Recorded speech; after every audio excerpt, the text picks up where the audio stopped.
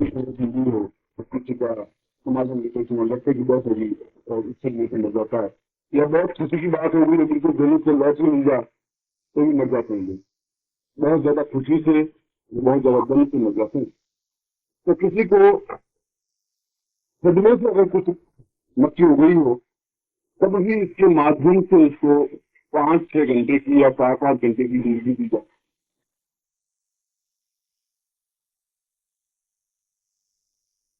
पांचवा, वृद्धावस्था में जो नदी के पेड़ बन जाए। नदी का पेड़ का मतलब है कि भाई कभी भी हो गया तो रोग उगता है, इसलिए सही अर्थ में साधक बन जाए तो 100 साल तक उसका कुछ बिगड़ता नहीं है, यदि वो रोज सूर्य हिंसा बराबर करते रहे और साधना युक्त बने रहे, रोज आधा घंटा, पौन घंटा साधना तक बने रहे, उनकी आयु वृद्धि होती ही है।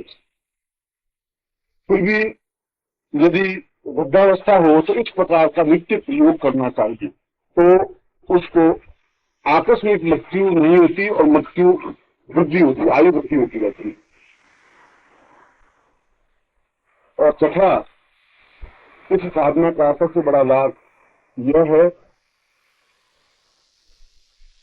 कि यह व्यक्ति को अनंत काल तक जिंदा रख सकती है, क्योंकि संजीवनी साधना है। संजीवनी साधना का मतलब ही यही है कि जिसमें जीवन होगा साधना, मरने वाली की तो साधना नहीं है। संजीवनी का मतलब है जीवित रहने वाली, हजारों साल तक जीवित रह सकते हैं, लोग रहे हैं और हैं। शुक्राचार्य आज भी जीवित हैं, और भी देवता जीवित हैं, और भी ऋषि जीवित हैं जो 8 साल से जीवित हैं। तो वे सभी इसी साधना के माध्यम से ही जीवित रह सकते हैं और कोई साधना नहीं करना। सबसे बड़ी बात गृहस्थ लोगों के लिए उपयोगी यह है कि यह किसी भी वृद्ध व्यक्ति को बहुत लंबी आयु दे सकता है। दूसरी बात कि मृत व्यक्ति को वापिस जीवित कर सकता है यदि वो सही ढंग से साधना कर ले। ये तो हुआ इसके बाद। और उस पुस्तक में ये साधना विधि क्या है वह मैं आपको लिखा देता हूं।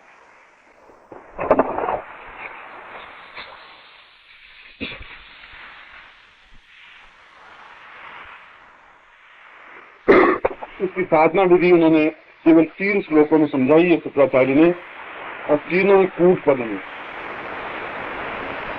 उन्होंने पहले श्लोक, तीनों श्लोक मुझे मौखिक याद है, कंठस्थ है। उन्होंने कहा है, रसो विप्रा देवाम मरतरमणि व्याहति सरम शिवो दीर्घायुक्तम मनज प्रणीतम दार्भुतसरम अतिव्याप्तम एवं व्यतिकरपराम पूर्णदमिदम नमो मातर देव्याम नम सहित संभोर्वित पराम महो मृत्योर्विप्रम सहित परितम पूर्णदमिदम नमः प्राणच्छेदम परवितसरम सारमतसरम रसो पूर्णां मूर्छां शरणदपदां दीर्घतयुतो नमः अष्टौ पूर्णां शरणदगदां पूर्णसहितम्।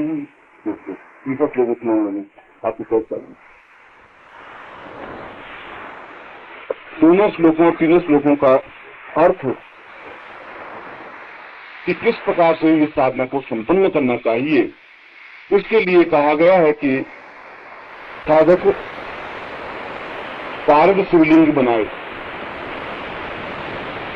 क्योंकि रस के माध्यम से शुक्राचार्य ने कहा प्रथम श्लोक में कि रस ही शंकर है, रस ही शिव है, रस ही जीवन है, रस ही प्राण है। मगर यह सामान्य पारद नहीं है। इस पारद में 3 वस्तुएं मिलाए। पारद में कोई चीज मिलती नहीं, मगर संस्कार युक्त में मिलती।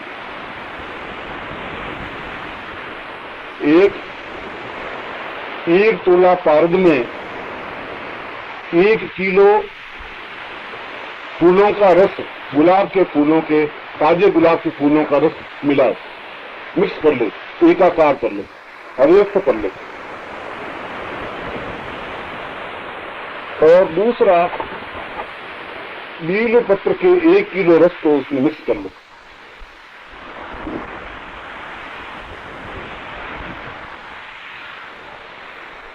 इस प्रकार का पारद जो 8 संस्कार करे,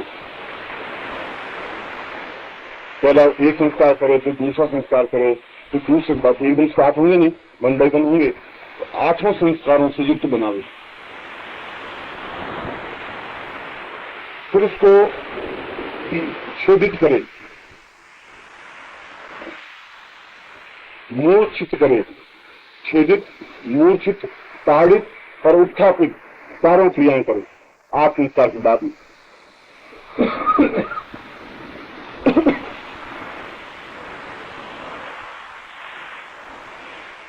और फिर उसका शिवलिंग,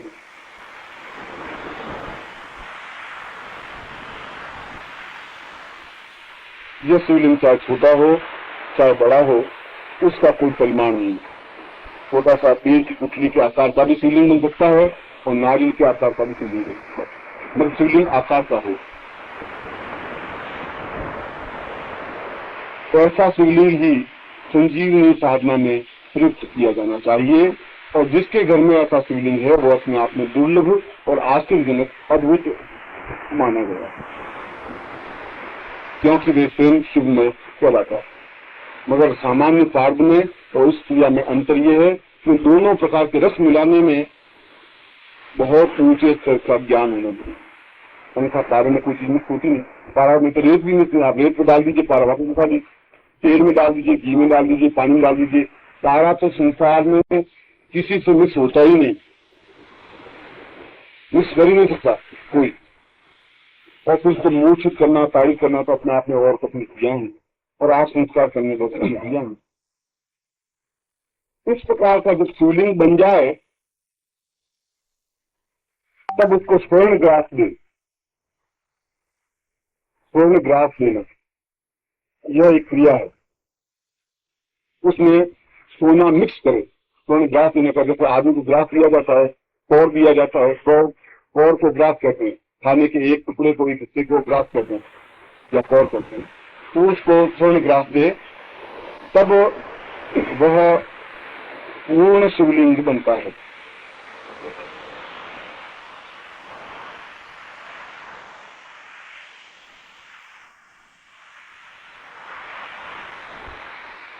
इस प्रकार का शिवलिंग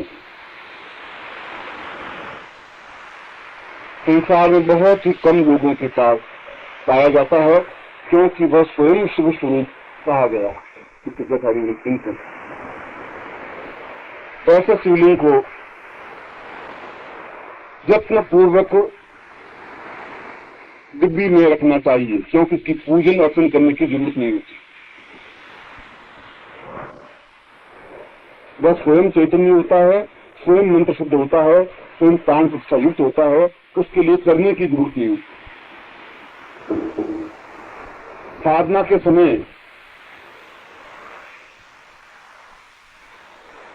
उसको सामने किसी पात्र में बील पत्र बिछाकर उसके ऊपर शिवलिंग को रख देता। अपने साधना की बात बता रहा हूं।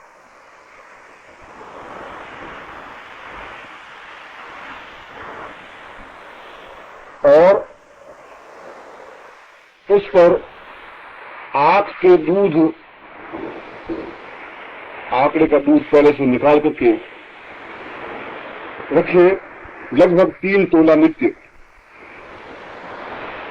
ताजा आंख का दूध हो, और उसमें पानी 1 किलो मिला करके 2 तोले आंख के दूध में 1 किलो पानी मिला दे, और उसकी जलधार देते हुए मंत्र जाप करें।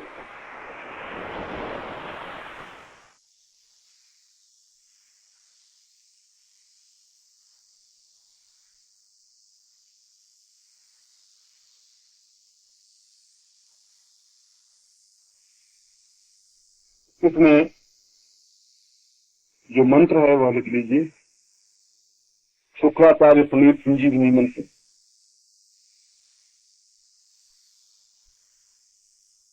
ओम रोम रोम रोम सह ह्रूम सह ह्रीं ह्रीं ह्रीं सह इह इह प्राण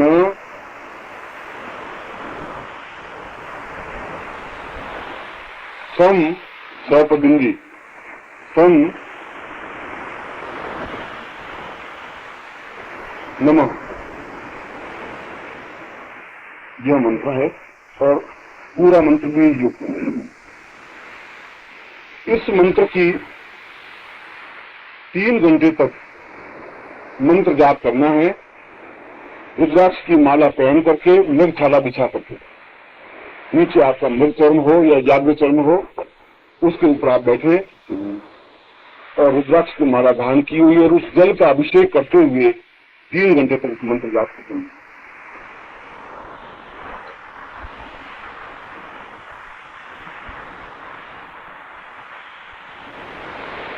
प्रातः काल ब्राह्म मुहूर्त में यह क्रिया संपन्न करनी चाहिए 4 बजे से 7 बजे के बीच।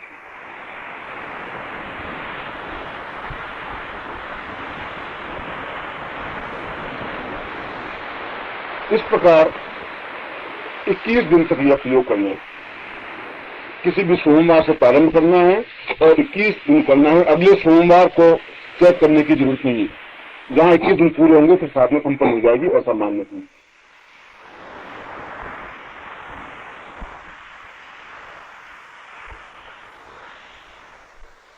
ऐसा करने पर वह शिवलिंग और वह साधना सिद्ध हो जाती है।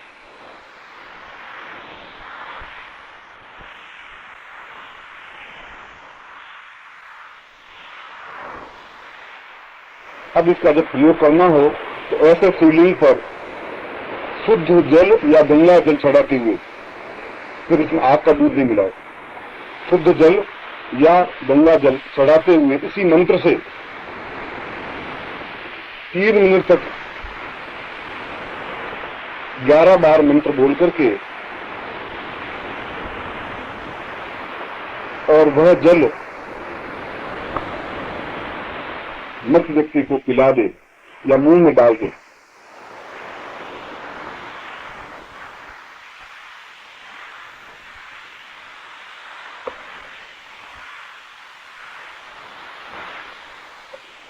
फिर मृत व्यक्ति के दाहिने कान में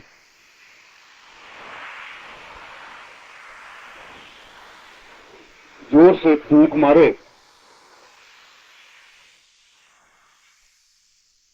3 बार मंत्र का उच्चारण करे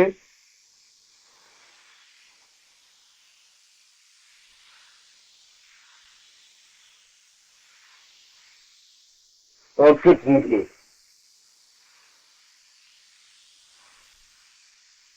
तो वह व्यक्ति पुनः चैतन्य हो जाता है।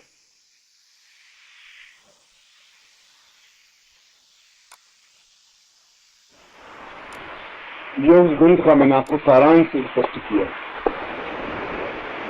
यदि रोज व्यक्ति स्वयं साधना करने के बाद किस प्रकार से आचमन लेता है तो उस व्यक्ति की मृत्यु होगी नहीं, क्योंकि वह संजीवनी बना रहेगा, संजीवनी युक्त बना रहेगा। नित्य एक आत्मन अपनी आचमन इस प्रकार जल चढ़ा करके ले सकता है। केवल 3 बार मंत्र जाप करना है, 3 बार उच्चारण करना है, जल चढ़ाना है और देना। साधना करने के बाद की बात बता रहा हूँ, यदि खुद चाहे तो ऐसा कर सकता है।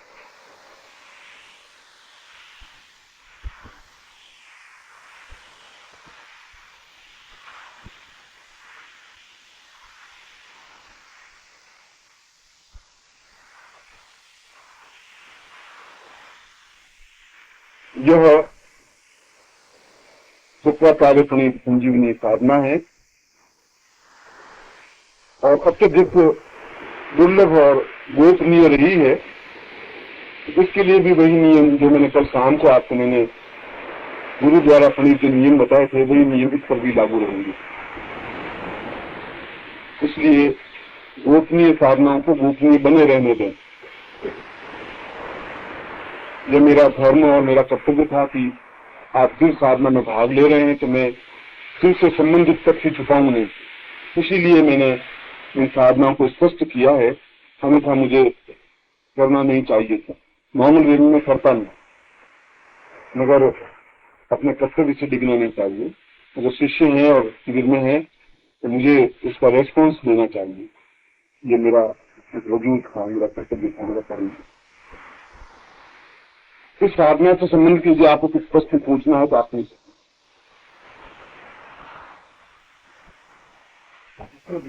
हैं।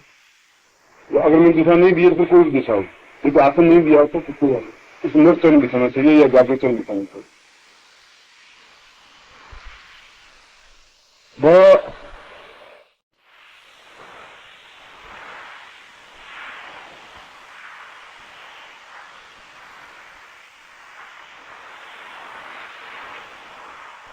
सद्गुरुदेव डॉक्टर नारायण दत्त श्रीमाली जी के दुर्लभ वीडियोस, पुस्तक, पत्रिका एवं साधना की निःशुल्क दीक्षा प्राप्त करने के लिए नीचे लिखे हुए नंबर पर वीरल पटेल जी को व्हाट्सएप पे अपना नाम और अपने शहर का नाम लिखकर भेजें। धन्यवाद।